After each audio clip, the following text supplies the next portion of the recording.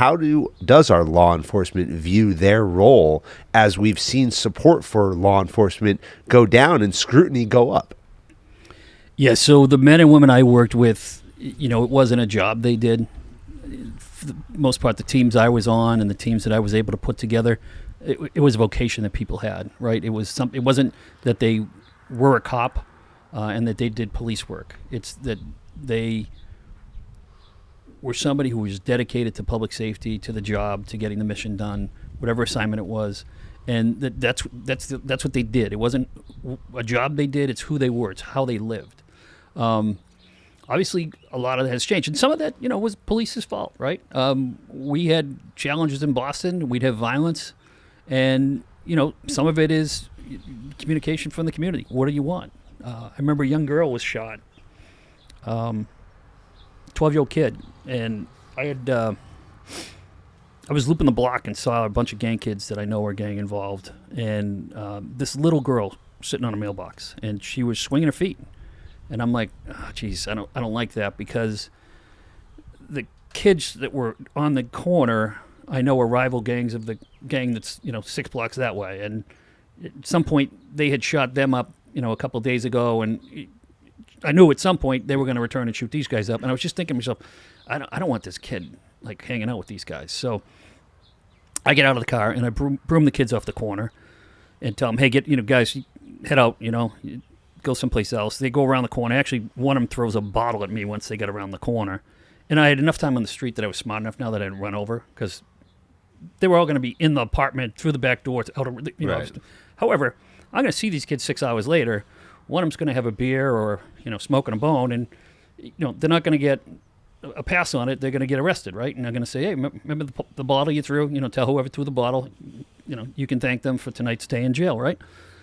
But I said to the little kid, hon, what are you doing here? You got to get out of here. This is a bad neighborhood. And she said, oh, I'm visiting from the south, and I met a friend here yesterday, and we played. And I was just waiting for her to come back so I could play with her.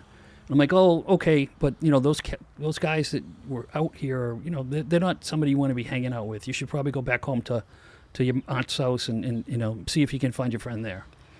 And then I whooped the block 3 or 4 times, didn't see the kids who threw the bottle, so I said, okay, I'll just go grab some food. I ordered my food, I got the pizza, put it in the car, and a call came in for Humboldt and Ruthven. And when I got there, the kids had come back. So the gang kids had come back after I left.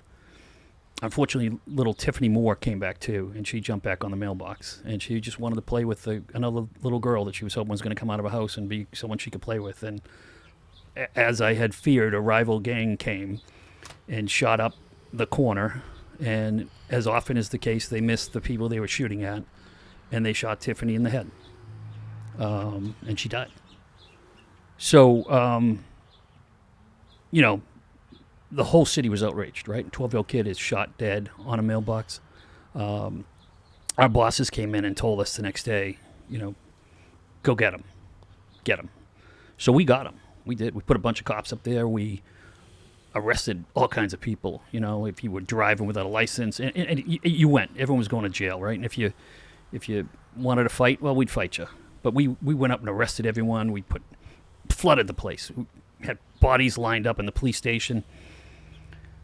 But who we were arresting, right? So we get kind of told, just go get them, and who's them, right? And we start arresting everyone under the sun, and we're arresting Ed the electrician, who's got a, driver's license is suspended because he's working hard to, keep his kids in a private school, and he hasn't had money or time to go down to the R&B and get his license done, but he gets arrested, right? Now, he wasn't the shooter, or he didn't know who the shooter was, but he gets his car towed, and we take him to the station, and he's got to take a day off work, and we're asking him, well, help us find who should. Well, why should I help you, right?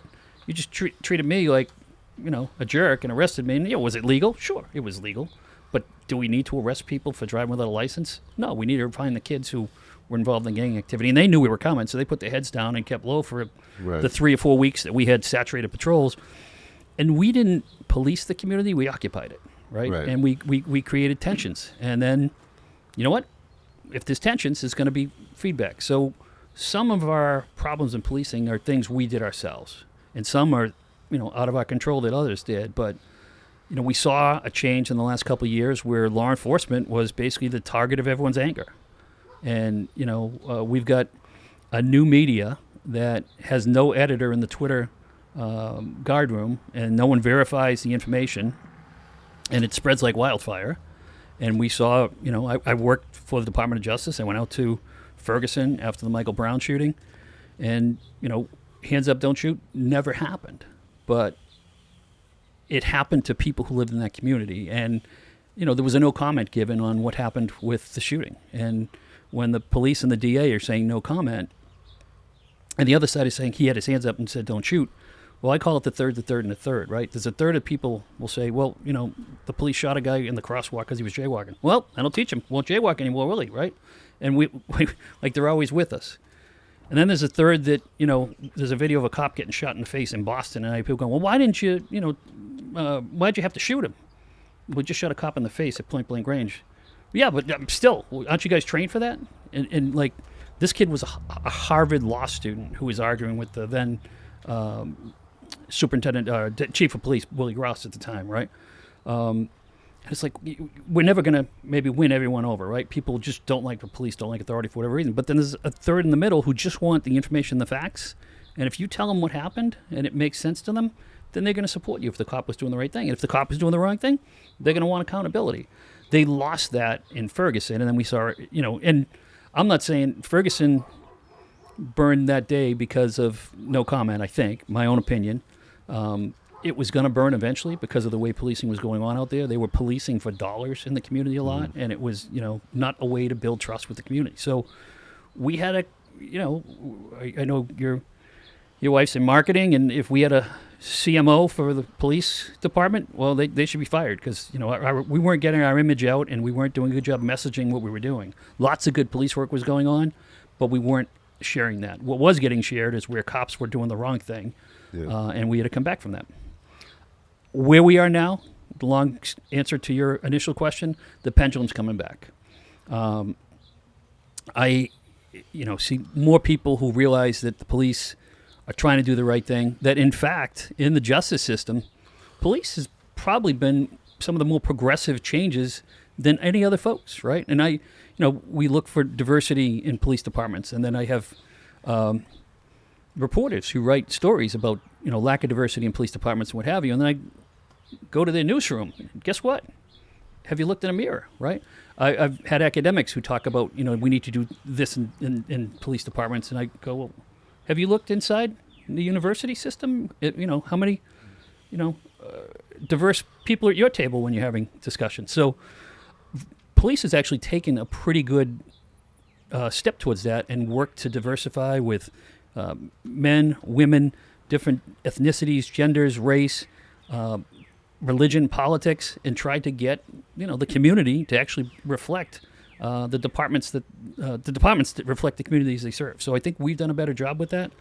We're holding cops accountable. I think body cameras were great. Originally, cops hate two things. Let's just be clear: cops hate change. Any change, they hate it. So if you want to put body cameras in, cops hate change. The other thing cops hate is the way things are, right? So they hate all those two things, and they'll argue with it. But I think now they've like actually military. They've seen where body cameras have helped tell their story, right? What happened before the 30-second Twitter video happened where, the guy was pulling a gun out and, out of control and trying to hurt somebody, and the officer did what he had to do, right, to save lives. So I went to a Medal of Honor celebration at the Boston Police Awards about a month ago, and I have, friends that I worked with who were telling me, I don't want my kid on the job. I don't want my kid in the job. I'm telling my kid not to take the job. And they were angry when their son or daughter took the job because they're like, the job's changed. It's not the same job. It's the same job. You know why? Because I think 13 of the cops who walked across that stage and got medals of honor, medals of valor, saving lives, being shot, they were sons and daughters of cops I banged doors down with. And those kids are doing what their mothers and fathers did before them. And, I'm glad to see that. It's not just that, though. We are seeing different folks coming into policing who are looking to see if they can, and it's a great time, right? So if you think there's a problem, Be a leader. You want to be a leader? Lead. If you think there's a problem with policing and leadership, and okay, join and see what you can do from the inside and see if you can change it. Because you're not changing it from outside on Twitter, but you can change it if you actually put some skin in the game. And some of that is you understand what's actually going on and not just your thoughts of how police should do things.